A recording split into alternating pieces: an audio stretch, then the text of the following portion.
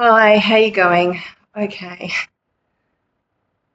This blog is about following my journey and it's meant to be a health journey, but to tell you the truth, I have been so sick for the last 2 weeks. It's not funny. I obviously common cold thing that was going around. Um, well, I got it. Most people, friends I know who got it, were over it in a few days. And definitely in 5 days it sort of run their course with them. Um, Me and my autoimmune condition, so Hashimoto's. Um, yeah, my big learning curve is no, I'm not healthy. I'm not. I hadn't had um, a bad bout of flu probably in about 5 to 6 months, which was quite good for me. I know that doesn't sound very good, but for me that was quite good because of my autoimmune condition. But it's really spelled out to me loud and clear how my autoimmune condition is really affecting my health and really damaging, the underlying situation of my health. And I have been trying to track and monitor it. And like I said, when I went to Australia, I had my test results, my blood tests done, and things were looking good. But it doesn't take me much to seem to, and I mean, how much can we actually trust those blood tests? That's one. But it also doesn't take me much to get unwell, especially when I'm not managing my glucose levels. And I've been, as I said, I've now been 2.5, 3 weeks without sugar, only fruit sugars, but maybe that's still damaging for me because I've got glucose intolerance. I know it's a metabolic condition. I know that for a fact because cutting the sugar out has really helped with settling down my inflammation, the inflammation that I feel in my joints and my bones and all that. I'm taking every supplement under the sun, and I've really come to realize how I'm not meeting all my nutritional needs just through diet. I thought I was with the high protein and the supplements that I'm taking, but I'm obviously not because I have not been, with this bout of flu that I've just had. I realised that my vitamin C levels have been low, my vitamin D, and then conversely my vitamin K and vitamin A levels are low. Haven't been eating animal like liver, organs and things like that, which is how you get vitamin A. Not overly, don't overly like them, but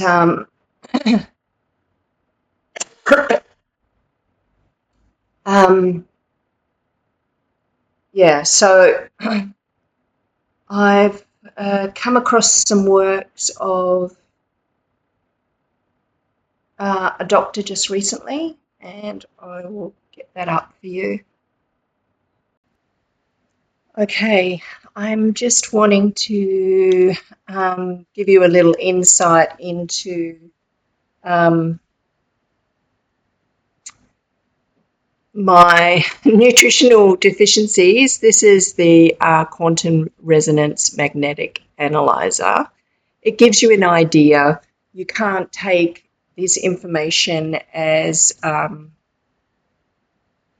everything. It's better to go obviously and get your blood tests done and all that, which I did do only 2 months ago. But like I said, with your even having your blood tests done through the doctors, the measurements are comparing to such a broad range we now these days don't really know what optimal health is, because it's just compared against average health. So yeah, this is just, I use this as a guideline to know what supplements I'm low in and where I'm out of whack. So I know I'm incredibly out of whack at the moment. Basically, I can feel it in my body with this flu that I've had, which I've still got going on, that I'm trying to combat. So just looking at my trace elements, my calcium, I'm not too worried about the iron, but having low iron is an indicator of low energy, and I've certainly been having that.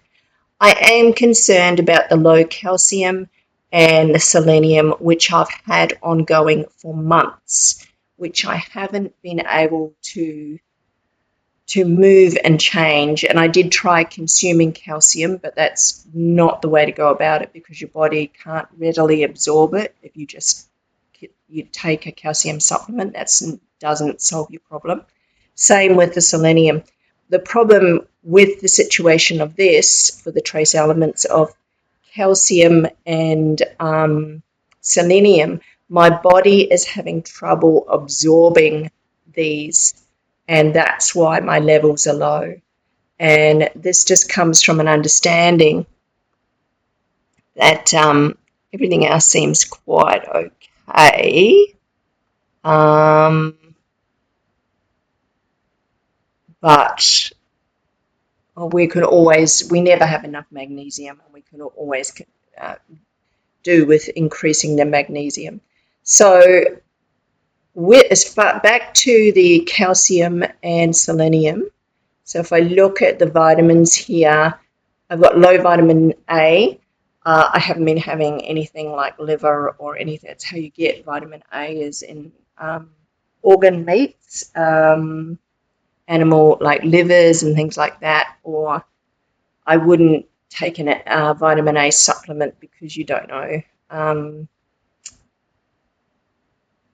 Is it easily absorbed in the body? I don't believe so, and you can easily overdose with vitamin A, and it is a little bit risky, so I wouldn't take a vitamin A. I would try and get it through food sources.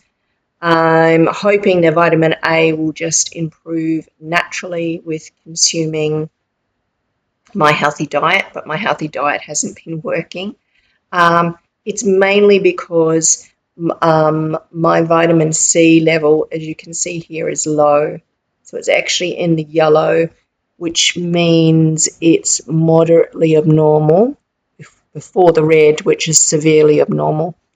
My body needs more vitamin C. I've only just started to take vitamin C, and I wasn't actually taking any for a while. And the culprit being, through trying to heal my health, I went through a stage of, as I told you, being carnivore, which really did help me a lot. I was carnivore for 5 months, about 5 months. And it really did help me a lot. And then I started to introduce more vegetables, because I really miss my vegetables. But I had cut out sugar, which helped immensely. Part of this downfall to my health was, the most recent downfall to my health was the high amount of sugar I was taking, and I was having chocolate every day, and having, enjoying lots of sweet treats, because I've got a sweet tooth, so it has not been helpful for me. I've cut it out besides fruit sugar, but possibly I even need to cut out fruit sugar. When I got really healthy and I was just doing carnivore, yes, I got very healthy, but I also follow the works of the Sally K. Norton in this Toxic Superfoods, which she's all about cutting out things like sweet potato and a lot of the spinach and all that kind of stuff, and predominantly vitamin C. She was very strongly against taking vitamin C, and that's why I cut vitamin C out of my diet because of this. And you don't get any vitamin C in meat, so and hence another reason why my vitamin C levels went really low, to my detriment, I must say. But she's very much talking about, in this book, talks about high oxalate foods and how they can build up, and yes, they can create, the oxalates are stored in your organs, and they are stored in different areas of your body when you consume and have too many oxalates, and they can calcify and turn into, I cut out vitamin C. I regret cutting out vitamin C. I stopped taking it altogether because of reading this book. The work I've read just recently, and I went through a stage where my results were really good until I cut out this vitamin C, and I'll do a flick, I'll do a cut in here of how good my vitamin levels were, just around about during carnivore and just at the beginning of cutting out all these high oxalate foods. I mean, now I try not to have sweet potato and too many high oxalate foods anymore. I still have berries. There is a low oxalate foods you can have, but it was a big mistake. This is a learning curve for me, and I'm just putting a warning out there. Cutting out vitamin C did not help me one little bit. So what it's actually done has really helped me not absorb other nutrients. So low vitamin C and vitamin D, because I wasn't following my vitamin D either, so don't forget that, was not helping my bones. So and not having enough vitamin D does not let your body absorb calcium. Same with vitamin C. All the work, all these vitamins, and by making them lower, has not allowed my body to synergistically absorb the vitamins that I needed into my body. So that's what's basically happened. So yeah, it's been quite a big learning curve for me. Like I said, I'm still going through the process now of really boosting up my vitamin C intake. And I've been researching the work of, so it's the work of Dr. Thomas Levy, and have a listen to what exactly is the miracle that vitamin C is. Vitamin C is so important that its deficiency, where it should be, is the primary cause of disease. Okay, all disease is too much oxidation.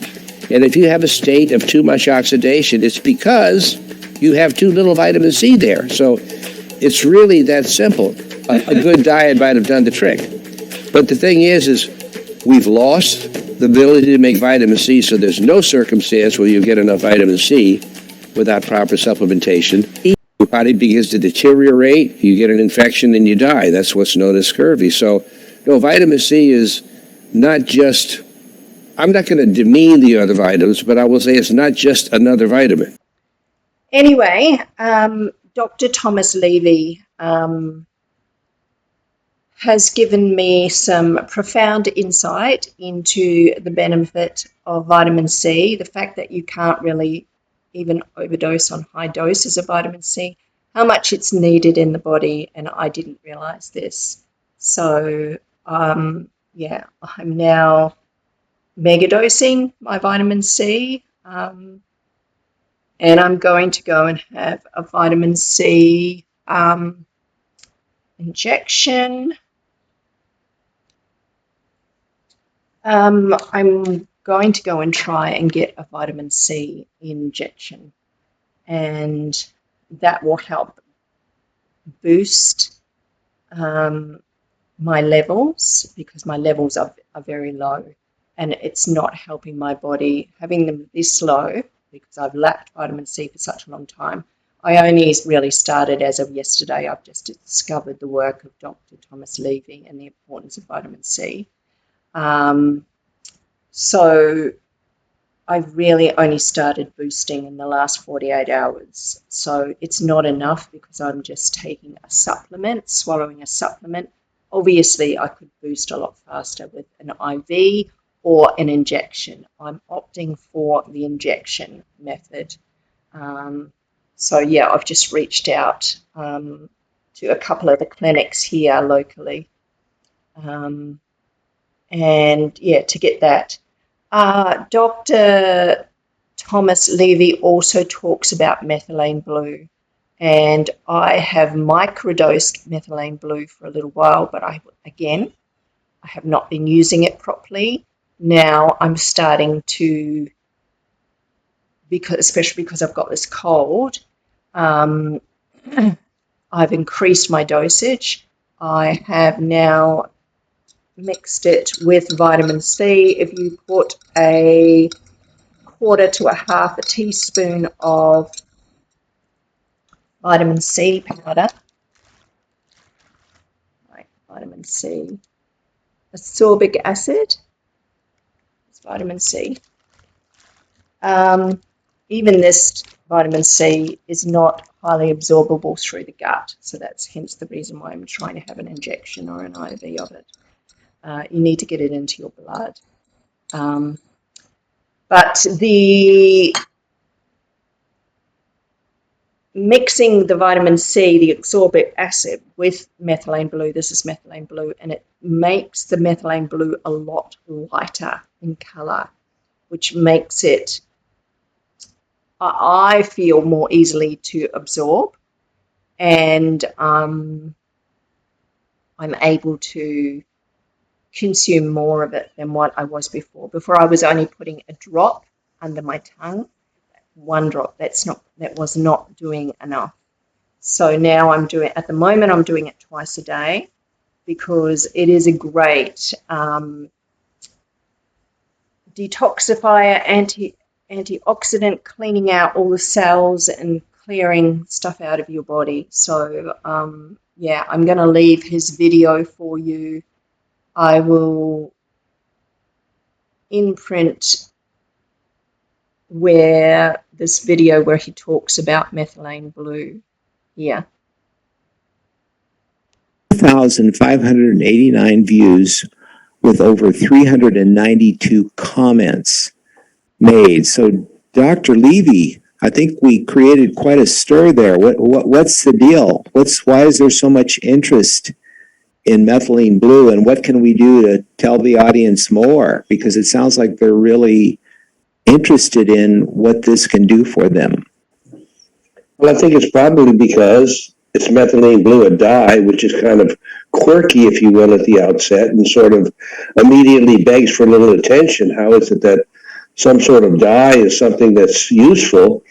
And then, of course, after you get above the surface there and get into the substance of it, you realize it's just an incredibly dynamic therapy. And as we've discussed, and not all antioxidants have this property, I might add. An antioxidant is not an antioxidant, it's not an antioxidant, but methylene blue in many ways parallels the activities of vitamin C in the body and what it does and the effects that it has on increased oxidative stress inside cells and oxidized biomolecules, and along with some unique and increased activity over vitamin C when it comes to problems with the central nervous system. Let me just read here. It's been looked upon as a nootropic, which that is something that helps the brain, improved mood, improved energy, enhanced cognitive function, a greater sense of well-being. It's safe.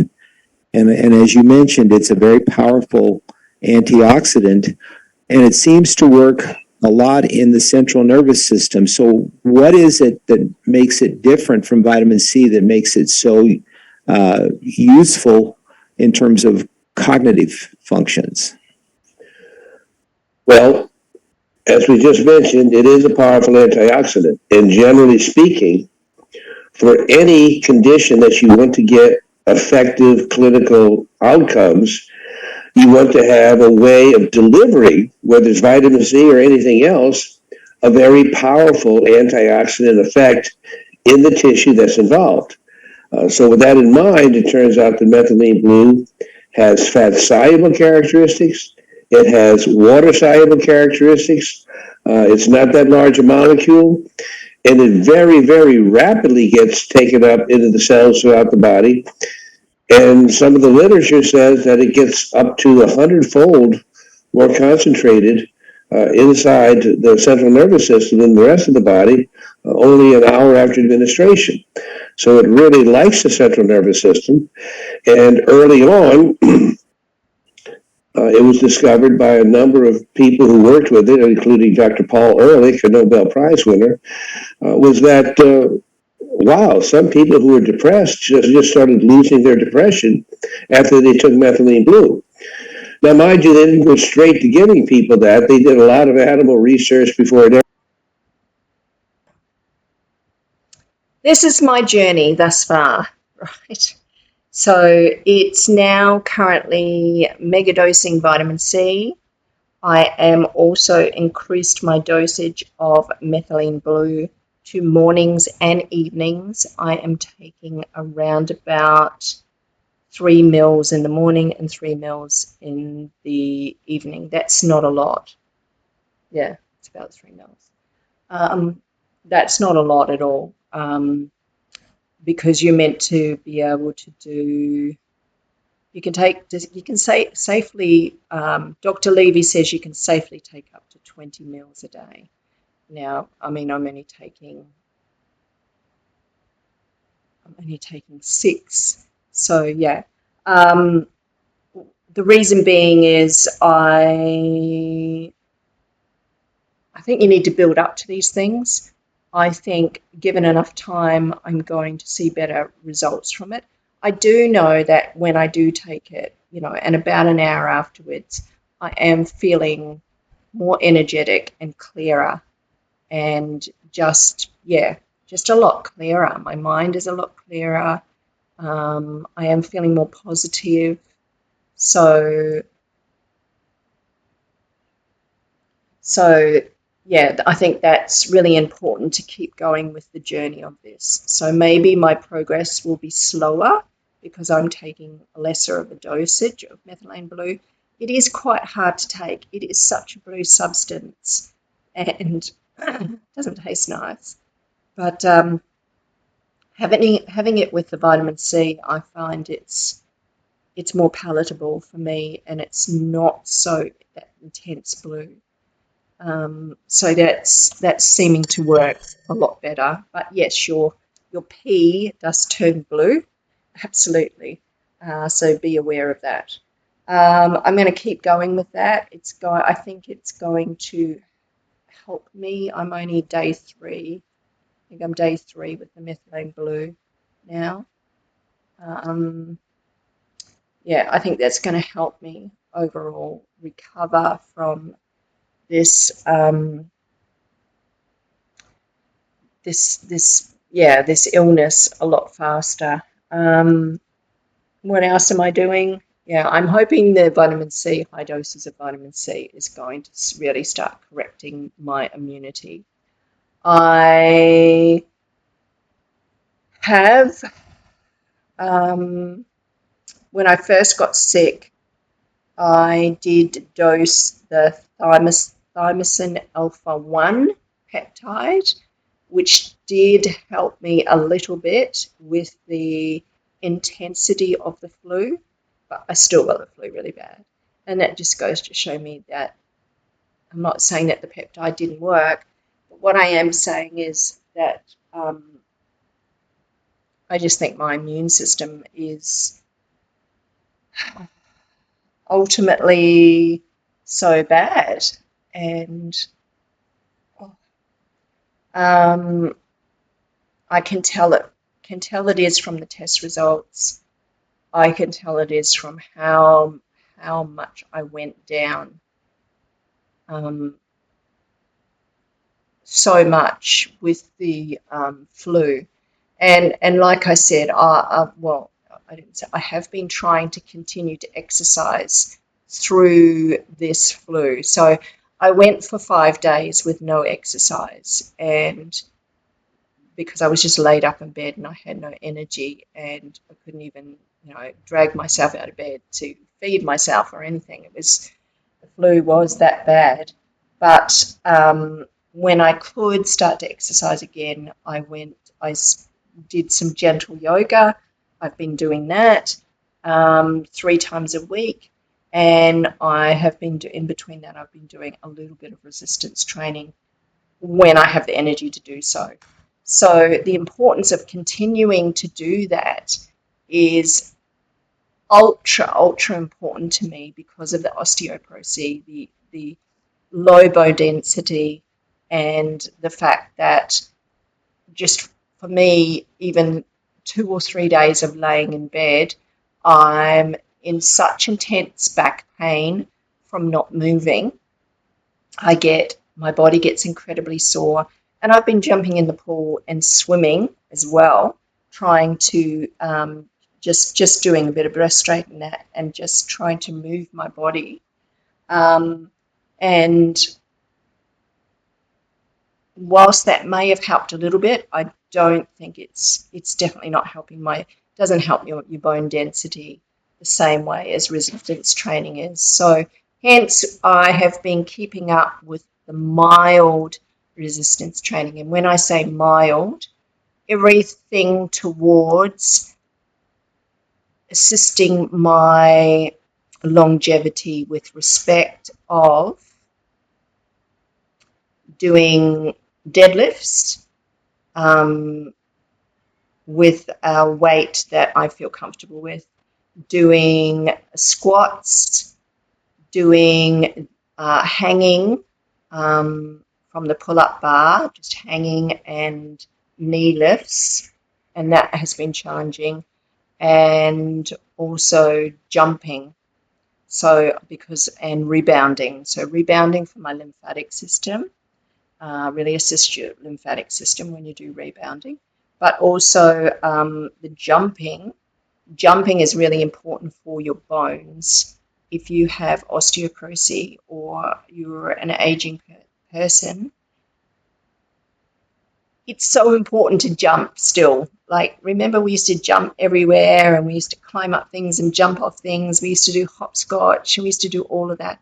That jumping, jarring, right, on your bones actually helps to strengthen the bone marrow and strengthen your bones. So it's really important to do that. So I've adopted that just recently and been doing it through the sickness. Even though if I haven't wanted to, I'm keeping going forward with it.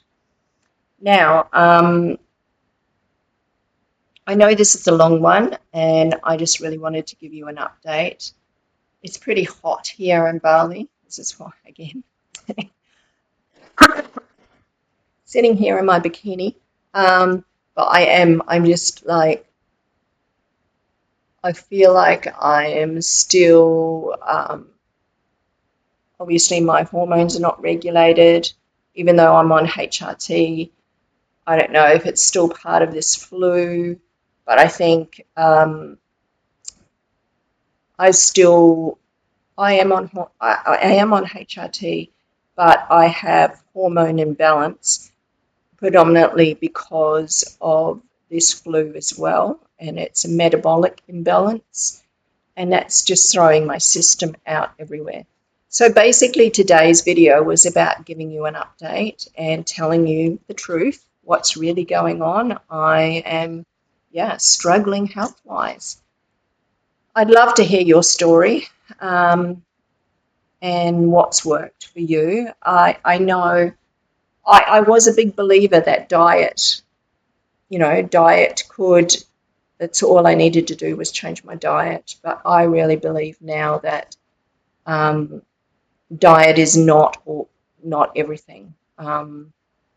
And I am also going to start microdosing the GLP-1.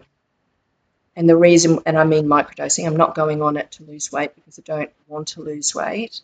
I'm going on it to, and I mean really microdose it, tiny little bits of it weekly, and that's to help with my inflammation. My inflammation's settled down a little bit with the vitamin C and the glutathione, not the glutathione, the coenzyme Q10 that I'm taking.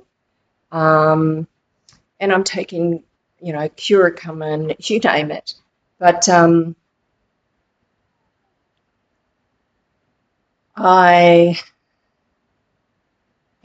think the methylene blue will help also a little bit with it.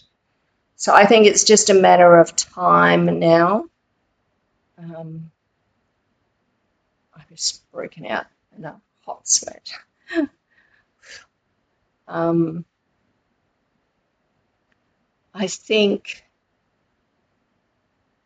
I'm hoping by microdosing the GLP-1, and this is the work of another doctor who I'll post. All these videos I'll post, and maybe you can have a look at them yourself and see what you think.